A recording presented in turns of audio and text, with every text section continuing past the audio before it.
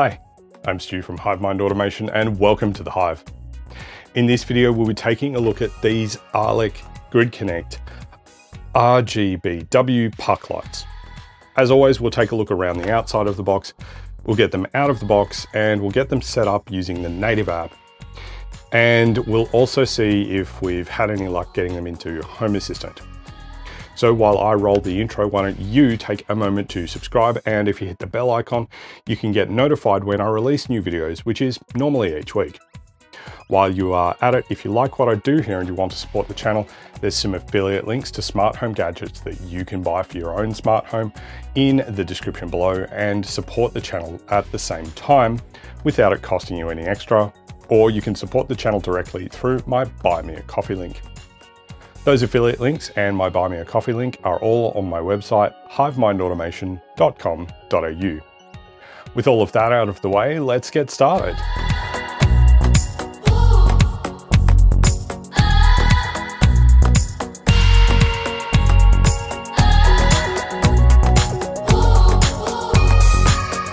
So in a reshuffling of our work from home spaces over the Christmas break, involving an IKEA bookshelf that's used as a display case behind my partner's desk, we picked up these Arlec Grid Connect RGBW cabinet puck lights from Bunnings for $39. They were up against a similar puck light set from Mirabella Genio for $52, which only did RGB. So I felt the choice was pretty simple, especially with that Mirabella Genio being more expensive for just straight RGB without the white channel. Now, if you've been watching for a while, you have probably picked up that Mirabella Genio and Arlec Grid Connect use the 2-year ecosystem to connect to your smart home. And you may also know that I'm not a huge fan of 2-year based devices because it is reliant on the cloud. That said, for this use case and for the price, these were the right choice. That being said, I've noticed some limitations, which we will get into as we go through the video.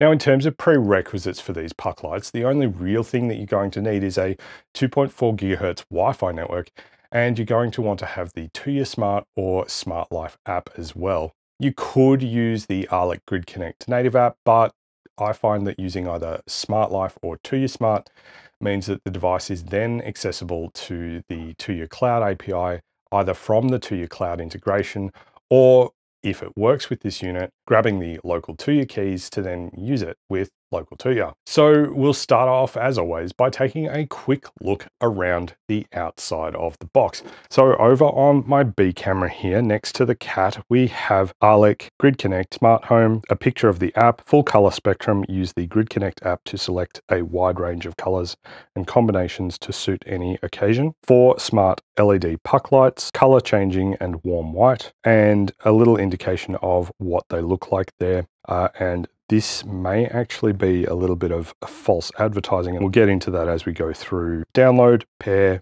use, select a color to suit your mood, Wi-Fi, light on off, schedule timer, app dimmable, effects control, RGB color mode, voice control with Google or with Alexa, download from Google Play or download from the App Store. On the right, quick setup. Step 1, download app. Step 2, set up account or login. Step 3, power appliance. Step 4, pair app. Step 5, finish pair. And step 6, ready to use. On the left side, technical specification, 12 volts DC with a maximum 12 watt transformer, 18 LEDs per light, 9 RGB and 9 warm white LEDs, 2.5 meter lead in cable to splitter, network 802.11bgn. System requirements, mobile device running iOS or Android. Refer to gridconnect.com.au for minimum device requirements. An existing 2.4 GHz Wi-Fi network and the gridconnect.com.au website. What's in the box? 4 LED puck lights with mounting tape, smart controller and 12 volt 1 amp adapter. User manual, smartphone not included, not all features voice controllable, and we've got a bit of a block diagram here. There's a 1 meter cable from each of the puck lights into a junction box, and then there is a lead to the controller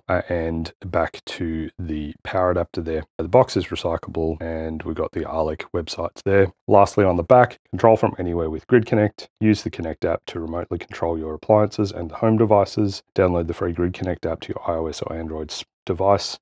and use your home Wi-Fi or mobile internet connection to control electronic devices from anywhere. It's Wi-Fi, no hub required, app dimmable, schedule timer, light on off, RGB color mode, and effects control. It's just some compliance information on the bottom and nothing really new on the top here. So with the outside of the box covered off, let's head over to the unboxing bench and open them up. Opening up the top of the box, we've got the pucks right on top and this somewhat tangle of all of the cables that, while they've made some effort to bundle them up, it just looks untidy with the way they've been packaged. Power adapter is in the bottom here too, bundled up, and it is a 12 volt 1 amp supply for 12 watts as we saw on the outside of the box. There's a user manual and a quick start guide in here as well. Taking a look at the control box, it's pretty basic.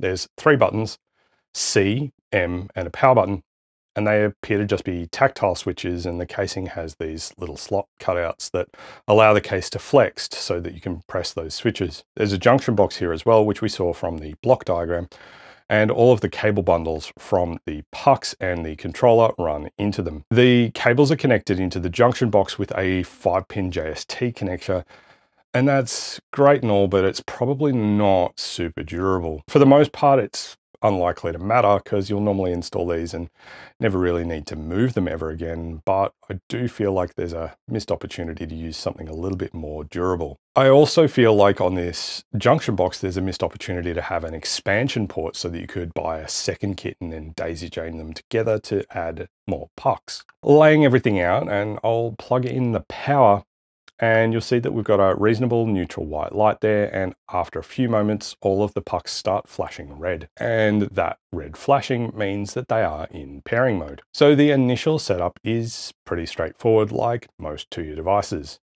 When we opened up the Tuya Smart app, the puck lights showed up on the home screen after just a few moments. By tapping on the appropriate button here, the only real thing we needed to worry about here was providing the Wi-Fi credentials. After a few moments, the lights changed to white. Then a few moments later, again, we were able to tap the edit button next to the default name of UC508HA. We were able to give them a name, and for the purposes of demonstration, I called them puck lights. We'll see when we get into Home Assistant a bit later, I've since changed that name. If we want in here, we can also assign them to a room. And then once that's done, we're able to control them. Drilling into the controls, and like all of the other Arlec Grid Connect devices we've looked at in the past, it's pretty basic. In the top left-hand corner, we've got the master power switch. Tapping that power switch does exactly what you'd expect, and it's pretty responsive. We also have some dimmer controls here, and also pretty responsive, but I will say that much like other Arlec Grid Connect lights that we've looked at in the past, the 1% setting doesn't really seem like 1%. We've then got the mode section, and we can change over to color mode, and we've got 3 presets here where we can tap on red, green, or blue, and it'll change those colors. Those are already there, and we can define some more if we wanted to by grabbing the slider and moving it around and then tapping one of the plus circles there. I noted when I was moving the slider around that it was not as responsive here. Now it turns out that, unbeknownst to me at the time, the controller hadn't actually paired to the Wi-Fi during the initial pairing. We were only accessing this controller using Bluetooth, which explains some of the lag of control that we saw here. So we moved then on to the theme option at the very bottom, and there's a number of predefined themes that include some animations. And again, because of the connection lag over Bluetooth, they didn't really load particularly quickly until we got to the colorful theme. And then we tapped on the gorgeous theme, and that has some predefined colors, and it has a nice crossfade between those colors. So what we can do with these effects is define some colors and also define how we're going to move between them. And lastly, down the bottom here, we see we've got music mode. And again, because of the connectivity issues that we had on Bluetooth, the music mode wasn't particularly responsive. And then we got a device offline screen for a moment. Anyway, heading back out to the color mode and tapping the moon icon here took us to some settings where we could change the default state, but that's all that was really in there. I didn't see the schedule timer function that was promised on the outside of the box. Backing out of the moon menu and tapping onto the kebab menu in the top right-hand corner takes us into the normal Tuya settings that we would normally see with any other Tuya device. Interestingly, after a couple of moments, third-party control popped up, which is where you can then set up either the Amazon or the Google control for this device. Drilling into device information, we see our virtual ID and time zone and some other information in there, including a public IP address that is not actually my public IP address. Backing out, we have some other things in here, like tap to run to create automations using Tuya, create group to group devices together, check device network, and share device. Scrolling further down, we have in device settings, device network, cloud connection, device review, and offline notification. And in general settings, there's FAQ and feedback, add to home screen, and device update. And you'll note that there's a red dot next to the device update, suggesting that there is an update to be installed. Drilling in there, we see indeed that there is an update found, and for whatever reason, it says that it can't automatically update. So we'll tap update. We get a warning that it may take a long time, and to make sure that the device is fully charged or powered, and that it's going to be unavailable during the update. While it was running the update, I decided to see what the buttons do. And the C button took us back to white mode, and then the M button dimmed the pucks a bit.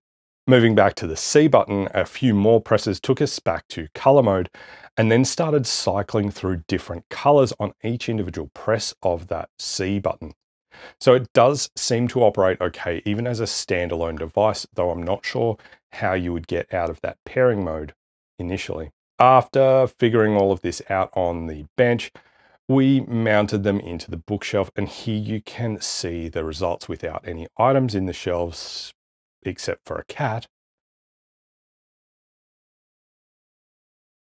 And then here with the shelves populated. Now I do feel like they might look a bit better if the shelves had a white laminate on them instead of the darker brown. You can kind of see that the colored light especially bounces quite nicely off the back wall, but they still look pretty good. I do also wish that we were able to run these with a different color on each puck light to then give each shelf its own theme. For example, we could have one shelf that's colored red, one blue, one green, and one orange, just as an example. Now off camera, I did make a very quick attempt to get these puck lights into Home Assistant using local Tuya, but when I extracted the local key using my Python script, it had some very strange characters in it. I got a weird error when I was trying to connect the puck lights with local Tuya, so I suspect there's something going on with this particular device that's causing some issues there. However, using the regular Tuya cloud integration in Home Assistant, I was able to get control of the puck lights and add the controls to a dashboard so that they're now integrated with Home Assistant. There's not a lot with the Home Assistant controls for the local Tuya lights, but let's take a quick look in my production instance, which I've got over here on my laptop. And so we've got the display lights here, and we've just got the controls, and we can turn them on and off. And I'm not going to show the B camera there. You may have noticed there when I clicked that and then clicked it off, it took a moment to update the icon, and that is a bit of a delay. And this is partly because we're using the Tuya cloud integration rather than local Tuya. It does take a while for these to update. So when I turn that on using that button there, it takes a second to update. For whatever reason, we only have the brightness and the color control. We don't have a control over the white because these don't have a cool to warm white adjustment. It's purely just the warm white that is built into the white LEDs there. We would just need to use the color picker and go to that center there to get that warm white. But you can kind of see, like when we click on certain things, the responsiveness, it takes a little while to apply things. For example, when I click there, it flicks back to the pink and then comes across. And that's again just a symptom of that cloud connection taking a second or so in order to update the state of the device. Honestly, for these lights, it doesn't really matter how long it takes for them to update, but we were able to get them into a dashboard so that we can see them there and quickly access them and turn them on and off, or change the color if we want to. So that's my new Arlec Grid Connect RGBW puck lights. At the price point, they're just okay. For the good side, the price point, as I say, is pretty decent, and they're less expensive than an IKEA cabinet lighting solution that doesn't do RGB and doesn't have any connectivity or smarts built in. They're super simple to install with the included double-sided tape and to get set up. And they do seem to have a proper white channel, although, as I mentioned, that didn't show up in the Home Assistant integration. It's just one white color temperature. You don't have any cool to warm white adjustment there. As for limitations, they really boil down to, firstly, that they're 2U based, requiring a cloud connection, and local 2U doesn't seem to support them properly at this time. Secondly, the colors and effects apply across all 4 of the pucks, so it's not actually possible to configure a unique color for each puck to really customize the lighting effect that you've got. And that's kind of why I mentioned when we looked at the front of the box that it looks a bit like false advertising, because it shows that each of these 4 pucks are a different color, where you can't actually do that when you connect them and set them up. The other thing that bothers me a little bit here is that there seems to be no way to expand the system beyond the 4 pucks that are included in the box, which is disappointing. Now, I'll mention that while I was writing this episode, I got sidetracked a lot. I fell down the rabbit hole of starting to design a DIY project, making use of WLED, some SK6812 LED rings, and some 3D printing to see if I can come up with something that is a bit similar to these pucks without those limitations that I mentioned. And hopefully by the time I'm done designing it, they might even be a reasonable price point as well. I'll keep working on that concept and hopefully have a prototype ready soon. And if there's enough interest once I've made that prototype, I'll look at making some DIY kits available on my website.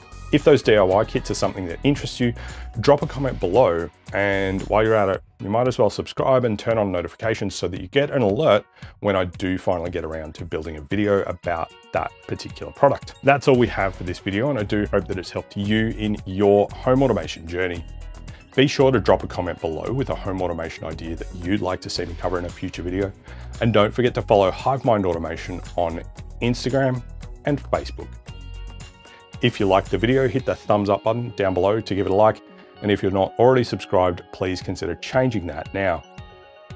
While you are at it, hit the bell icon to get notified when I release new videos each week. And lastly, if you like what I do here and you want to support the channel, there's a Buy Me a Coffee link in the video description below. Contributions you make through Buy Me a Coffee are put towards making more and hopefully better content for you to enjoy. Don't forget to check out my website, hivemindautomation.com.au. Thanks so much for watching. I'm Stu from HiveMind Automation, and I'm looking forward to seeing you next time. Bye for now.